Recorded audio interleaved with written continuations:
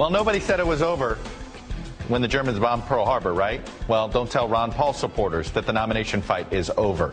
The Texas congressman is still in the Republican presidential race, and although his chances of winning the nomination are slim to none, he can still make things interesting, and here's how. Today we're doing a deep dive into Paul's bid to win delegates and influence in the party, and he's doing it a couple of ways. So when it comes to the head-to-head matchups, Paul, of course, is not farewell. He hasn't won a single primary or caucus on the nights that the primary or caucuses have been held. Currently, Mitt Romney has 856 delegates. Ron Paul estimated to be just 94. But that's not the whole story, and it's not stopping the 77-year-old from campaigning and firing up his supporters wherever he goes. The dictators and the pharaohs and the kings have been around for a long, long time. Freedom is a new idea. It was really developed in this country. We have lost our way, but we can find our way again, and that is what is happening. Thank you very much. You know, the guy gets bigger crowds than Mitt Romney does. But the real fight for Ron Paul and his supporters is no longer on the campaign trail. What his campaign is focused on is the Republican convention in August, and it's working the delegate selection rules at county and state conventions around the country. And boy, is it paying off. Take Maine, for example. Romney won the narrow victory in the February caucuses, but it was a non-binding election, as we told you then. The actual delegates were chosen on Sunday in Augusta. And guess what? 21 of the 24 went to Ron Paul. He won the state of Maine as far as the convention rules are concerned.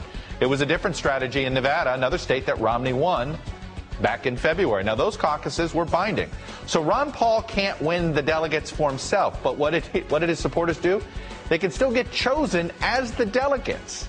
And they did. They won 22 of the 25 spots up for grabs. So that means while they can't vote for Ron Paul at the convention on the first ballot, they can carry his ideology with them to Tampa. And that means something, and I'll explain. Same story in Massachusetts. All the delegates are pledged to vote for their former governor.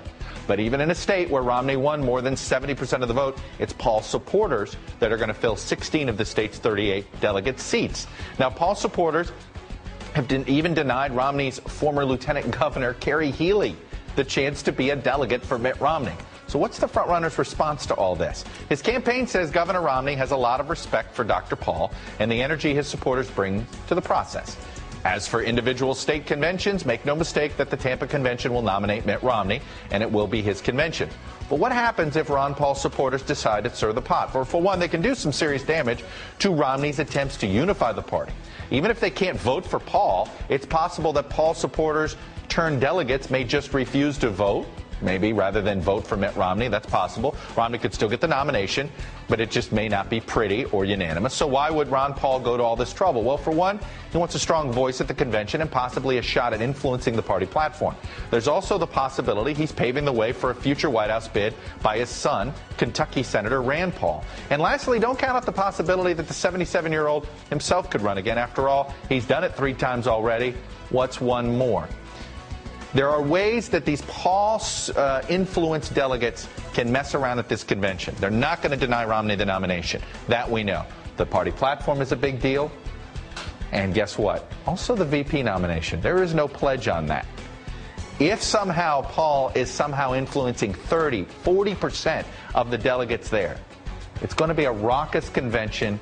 It's not going to make the prettiest of pictures that Mitt Romney's campaign would like to paint that week when it's supposed to be all about introducing the country to the Republican ticket.